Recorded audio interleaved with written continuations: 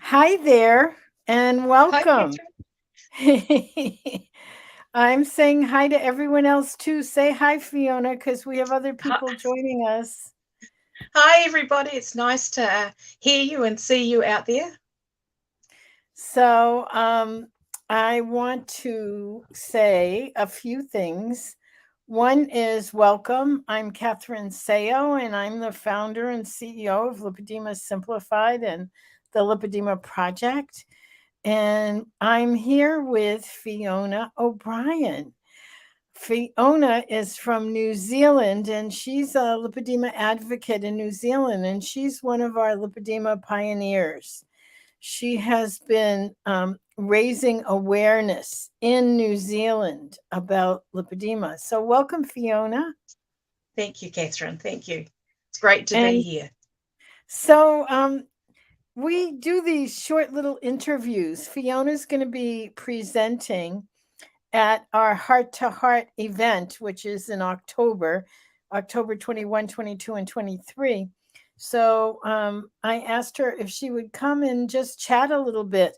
Um, so, Fiona, can give us a little bit of your history with lipedema. Okay. So, unbeknown to me, when I was 15, I stuck on 3 stone in 3 months, which was quite an incredible thing for a young teenager.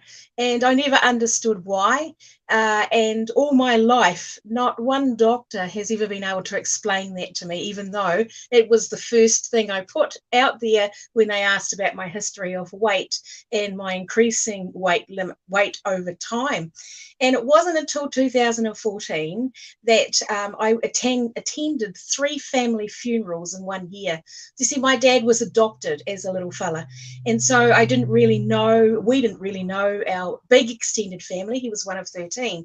But in attending these funerals in 2014, I had cousins that came up to me because they were my aunts and uncles that had passed, saying to me, "So, what are you going to do about your legs?" And I was kind of thinking, who are these people? How dare they say that to me? My legs, I've kind of hidden them beneath pants and, been a little bit protective of them, but, tried to be the best I could. And so after the first funeral, I thought, oh, maybe they're just talking, just talking. So the second funeral comes around and they came up to me again. And I thought, I said to them, I've made an appointment with the doctor. And so I thought I'd better quickly do that. And so we started a journey through the hospital system. And by the time the third funeral came up, I was onto the bandaging of my legs. And it was an extremely interesting journey because the doctors didn't know where to refer me. I had given them this title of lipedema, but they didn't know what to do with that. They put me into the hospital system, and the hospital, the vascular people said to me, "We need to get compression wear." So they sent me straight to the people to do the compression. They said, "No, you can't come here without a prescription from the physios, which were where the lipedema came in under." And when I got to them, they said, "We only have 12 hours a week for people like you." Well, what did people like me really mean? And so that was the start of my journey. And so getting compression wear was really it. There wasn't anything else. And luckily for me, in my area of New Zealand, I come from Otorohanga, and that's in the Waikato District Health Board, and that's had a name change. But they actually pay for compression wear in the hospital. Now, my cousins in other parts of the country aren't lucky, and they don't get that same service out of there, even though we're just one small country. That's the difference. And I've got a friend who's a doctor in the Auckland area, and she has clients that she diagnoses that needs compression, and the people just can't afford it, and they just don't do anything about it, which is really what got me into this advocacy role. Is why do we have such a health system that doesn't cover the basics? I mean, they don't know anything else about lipedema, but they do know that if we've got the lipo-lymphedema diagnosis, we do need the compression wear. And you've actually been actively lobbying with your government. Can you talk about some of what you've done? Yeah, I accidentally came across a health review that had gone on in New Zealand, and it was just at the tail end of the review. The report, just almost 300-page report, had been written, And the last report was done like 20 plus years ago. It was about looking at our entire health system. And I actually came upon it before the submissions closed at Parliament to include this report into a new health system. And when I read it, I was actually quite horrified because, I realized there was people had put information to this committee to reply to do this report, but nowhere in the report, in any of the jargon that was used, was the word anti-fat bias, which is what, when I reflect back over my life, there was an incredible amount of anti-fat bias in the medical system.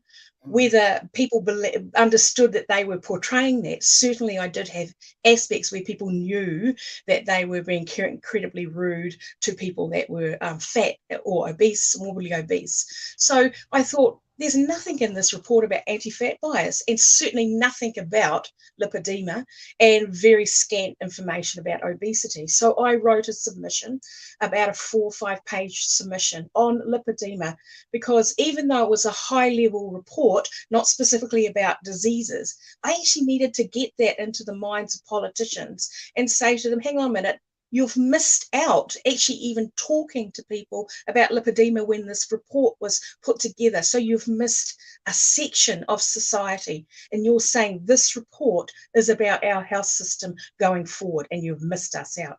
So that unfortunately got COVID, because I was hoping to attend Parliament to the select committee so they could see me, because often people need to see people to understand what it is. And so I could only follow that up with a Zoom meeting. As you can see me right now, I look normal, head up. You never know what's going on, the head down. So that was my first part of my advocacy. The second part is actually talking specifically a lot more to women's groups and trying to get people to understand there's this huge genetic link with lipedema. And if I can in any way get into the family tree and say to these people, this is about lipedema, and they can discuss amongst their family tree members, then we're going to get more diagnosis or more ability to go to the doctor and say, I think I have this. Can we find out some more about it?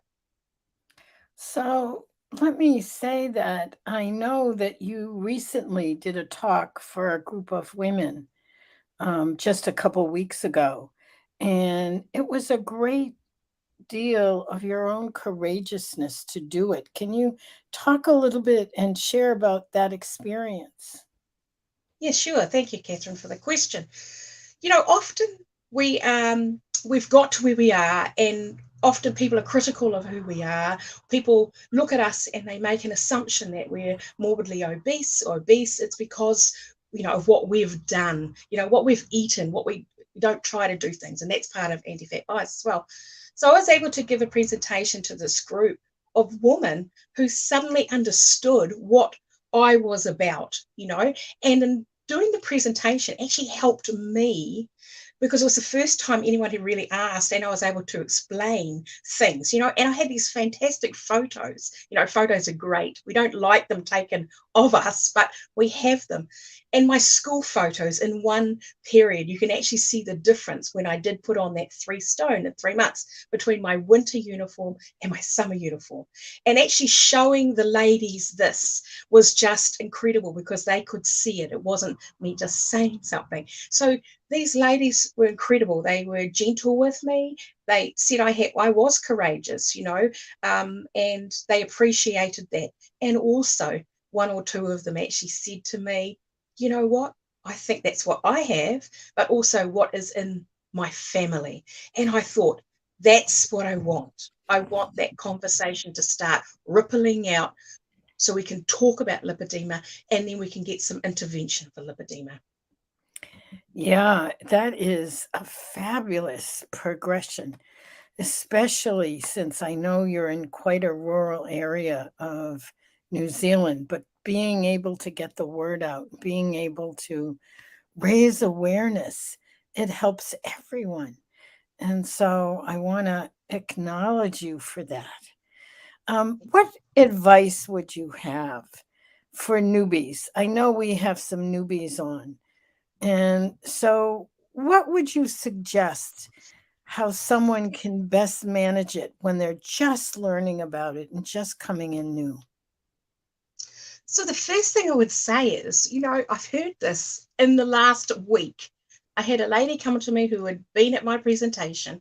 She had two friends come, family friends, come to her in this time and said they had been newly diagnosed with lipedema, and the doctor patted her on the back and said, but there's nothing we could do about it.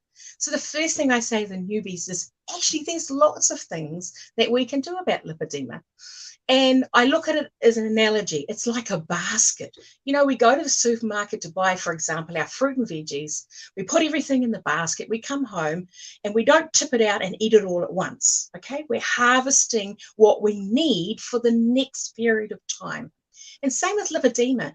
It's actually about learning new tools, new interventions. It's about going out and getting into some groups. In the case of the lymphedema group here, represented, and conferences that are going forward, what we call conferences, symposiums, is gathering that information, then coming back. Don't empty your basket. Just sit there, put your feet up, which is really great for lipedema, and take one or two things out of there and say, what can I achieve today? What can I achieve next week and in the next 6 months? And I think the biggest thing is, we get this diagnosis, we want to do everything at once because we want to cure ourselves, right? It's going to take a while. It's taken me 35 years to actually get this body. I can't undo it in 1 week. I've got to spend time doing that. So for me, the biggest thing was getting in the pool, 5 mornings a week, and I just love it. But that is fantastic. It's a form of compression as well. It's helping my lymphatic system work. So get the basket, start going and collecting the things that are part of what you need to do, but don't try and achieve it all at once. But there is hope, and there is a way of working through this. And talk about it. Find some groups of people to talk about it with. So I will take that as an opportunity to welcome everyone to our free webinar series. We have a webinar series coming up. Let me put the link. I put it in the chat, but not everybody gets the chat. So I'm going to put it on the screen as soon as I can find it. And I found it. And we have a series of 4 webinars coming up. And they are a lead in because we have a conference, which we call an event, because it's really not a conference anymore. But learn.lipedema-simplified.org/h22 free web. So that's the link you can go to. As I said, I put it in the comments in the chat. So it is a series of 4 webinars, four webinars. So they start this coming Thursday, the 29th, at 3 o'clock Eastern time. And people ask why we do times that are a little, here or there, because we're trying to hit the most time zones. 3 o'clock here is early morning in New Zealand. So we want to be able to have our sisters in New Zealand and Australia attend. And then we have others that are adapted towards Europe and different in the UK. So the first one is Thursday, and it's Leslyn Keith, who is a certified lymphatic therapist. She has her doctorate in it. And she is going to be talking about lipedema, lymphedema, and obesity, what the differences are, so you can recognize. Because so many, as we have always said, the doctors look at someone who is overweight or obese and automatically assess it as obesity. So, and sometimes it is, and sometimes it's a combination. So, anyway, and then we have Gail Straker on October 3rd, and I'll be giving a webinar on October 10th. And then we'll have a pretty fun Q&A and discussion on October 13th. So do sign up if you haven't already, and do come join us, and you'll have more information about lipedema and lymphedema and obesity. And as well as what you can do, I want to emphasize what Fiona said. Fiona said, essentially, step by step, micro actions, little things you can do that you can make a difference, because really there is hope. Well, Fiona, thank you so much. This is great. This was a short session just to say, come join us. Come join us in the free web series, and come join us for the event, which is October 21, 22, and 23. We'll be talking about it more during the free webs. And Fiona, along with quite a few others from all over the world, will be part of the program and talking more about how they have all been advocates and how the word about lipedema has spread. So that's all very good. So thanks, Fiona. I appreciate it You're so welcome. much. And hope to see you all very, very